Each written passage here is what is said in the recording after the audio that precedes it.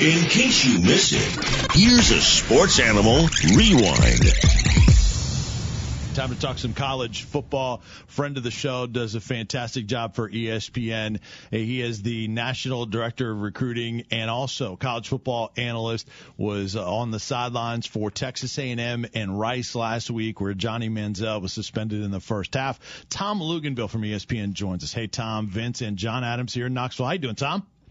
I'm good. Good morning, guys. Good morning to you. So what did you learn out of that experience, doing the prep, working the game?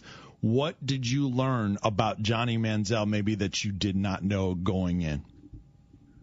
Well, I don't know if I necessarily learned anything new, but I think I got a better sense of really at the end of the day what the most important thing is internally for them, and that is whether or not his teammates respect him and his teammates respond to him.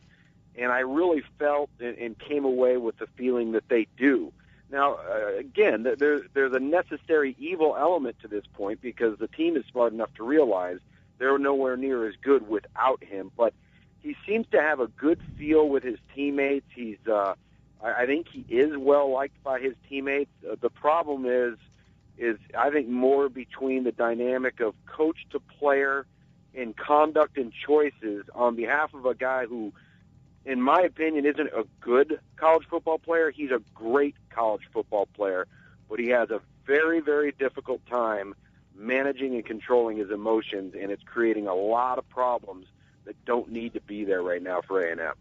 Tom, last year, Johnny Manziel was a great football player from the time he set foot on the field in his first college game last season. But last year he played with this exuberance and all this personality all year long. But I don't remember him talking trash as much as he seemed to be doing in the game Saturday. That seemed to be a little different. I don't remember him doing it as much last year. Do you? Well, I don't, and I'm going to attribute this to his immaturity, in my opinion, and again, going back to the inability to control his emotions. And if he thinks for 1 second he's going to step on the field and teams aren't going to bait him, they're not going to try and get to him and start chirping, he's dreaming. He's living in a fantasy world. And, you know, all that exuberance and excitement that you referenced and the passion that he plays the game with, that is all a byproduct of his impulsive, instinctive traits, which make him a great player. The problem is those impulsive, instinctive traits are also going to be his downfall because he doesn't have any regard for consequences, nor do I think in many instances does he care. And so what it comes down to is personal accountability, personal conduct, and personal choices. And in those three areas right there, he let the emotion of the game, he let Rice get to him, and he responded because he doesn't think of consequences in regards to that. And it's unsettling and it's frustrating because you look at this kid and you say, how can he be this clueless when it comes to things that aren't all that difficult to control?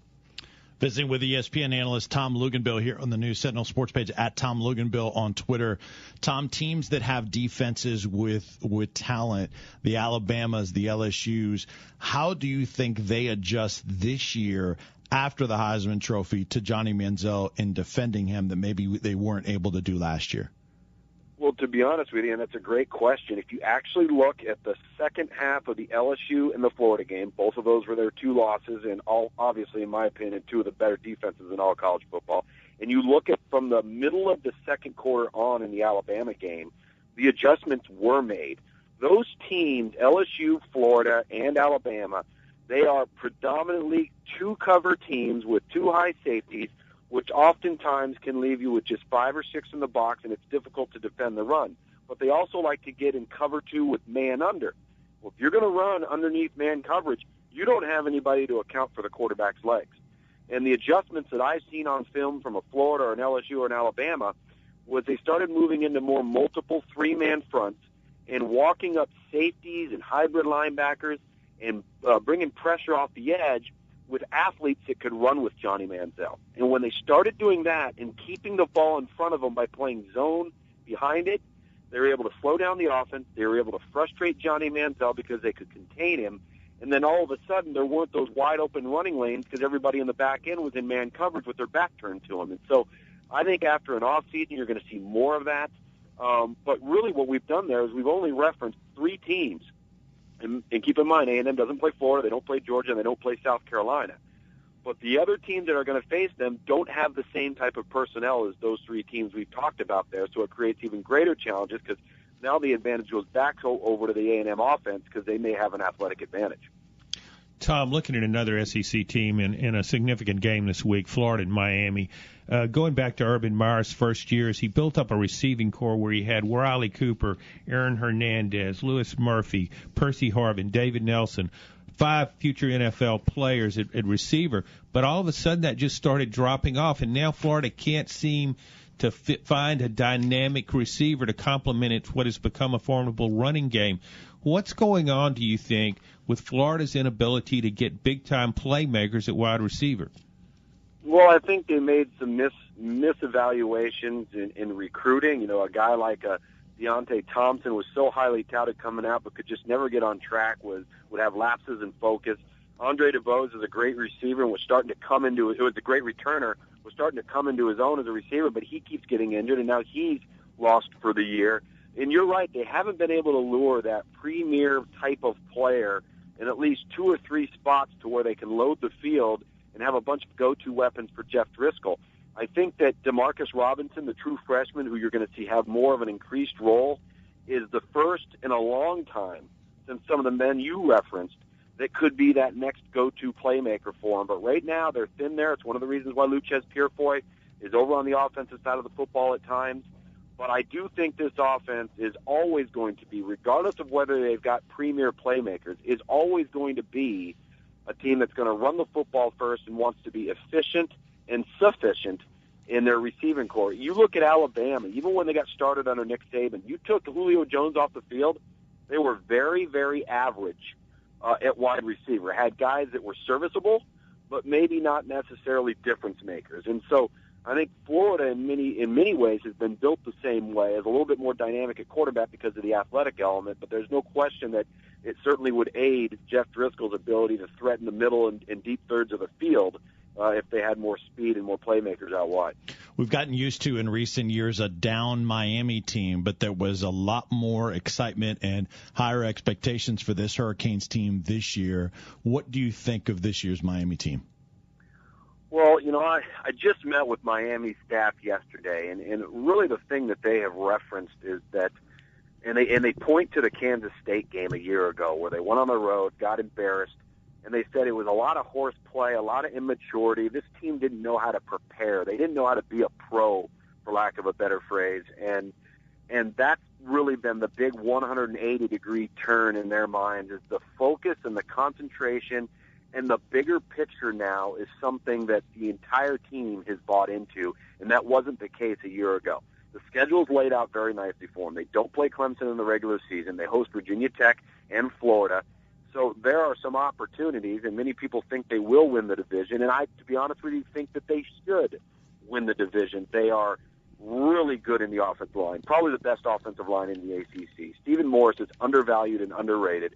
They're starting to get more and more playmakers out wide. Stacy Kohler, the true freshman receiver, had some drops last week. He's going to be a difference maker, and I think it's going to happen sooner rather than later. The question for me with Miami, and it was a real problem a year ago, is can they stop the run?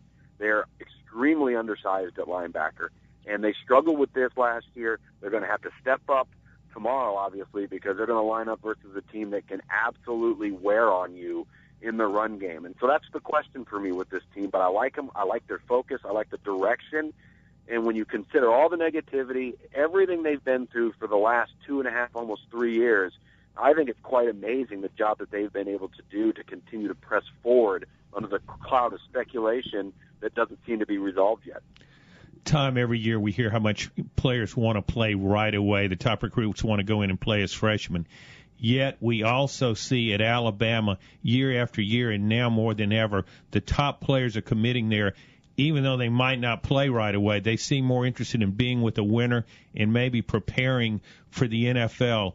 What do you think about Alabama's, how it just keeps getting better and better under Saban at recruiting? Well, I think it's one thing in particular. He creates an environment of competition in the sense that everybody that plays there knows that if they don't perform up to a standard, they're going to be sitting on the sideline next to a coach, and the next guy's going to go in. So I think when you load up with those high-profile guys that keep coming in there and they don't miss very often, those guys realize that if they perform and they meet an expectation level, they're going to play. They might even play as freshmen, might have a role, even if it's in the kicking game. But they realize that jobs aren't locked up by upperclassmen. And he's created that environment, and it makes motivation and coaching, to be honest with you, a whole heck of a lot easier when the players know that if they want to play, the guy behind him and then the one behind him is every bit as talented as they are. And I think you referenced a great point. So often in the world of recruiting now, these kids they're so focused on themselves. They're so focused on where can I play right away, looking at the depth chart, instead of worrying about what team, what university gives me the best opportunity to succeed athletically, academically, socially, is going to prepare me for life after football, whether that includes professional football or not. And I think that's the shared vision of that university right now, and it resonates with prospects. So they shy away from worrying about the depth chart and worry more about how can we continue to win national championships, and it's kind of refreshing, to be honest with you. Joined by Tom Luginbill, ESPN college football analyst here on the new Sentinel sports page. Last couple things with you, Tom. Give me your thoughts on Georgia hosting South Carolina.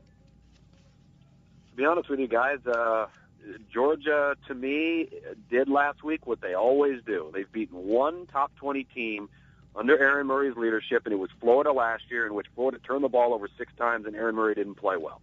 For whatever reason, Georgia, and keep in mind they haven't had to play LSU, they haven't had to play Alabama or Arkansas each of the last 2 years. South Carolina's owned them the last 3 years. I think they've got a major psychological hurdle that is standing in the way of this team meeting expectation. I know they're young. I know they're inexperienced on defense. Got a lot of youth on the perimeter, which is never something coaches would like to have.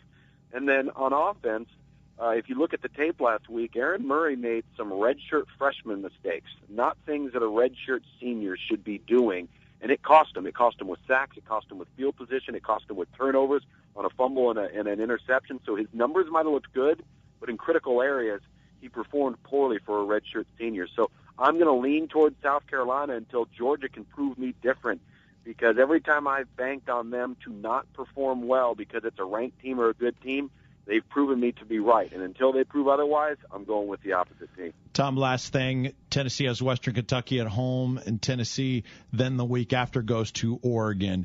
What kind of threat is Western Kentucky for the Volunteers tomorrow, and then what kind of chance would you give them against Oregon on the road? Well, a significant threat, not just because they just came off of a win versus another SEC team, but Bobby Petrino, is a darn good coach, regardless of what you may think of him off the field or in his personal life. He didn't inherit a bare cupboard from Willie Taggart, who's moved on to USF. And I think if you're Tennessee, you better win this game, because it only gets more difficult from this point on. And if you're Western Kentucky, you're starting off the season. If you could potentially have 2 wins versus SEC teams, you're going to see a coach in Bobby Petrino that's not going to be in Bowling Green very long. So this is, I think, a must-win for Tennessee from a momentum standpoint, from a confidence standpoint, from a belief in the system and buying into Butch Jones and the new staff. But I think they will be completely outmanned versus Oregon, and it's going to be a real, I think, barometer for Butch Jones to see just exactly where his team is when they've got to face off versus the Ducks. But if they spend too much time looking at the Ducks, they're going to get beat this weekend.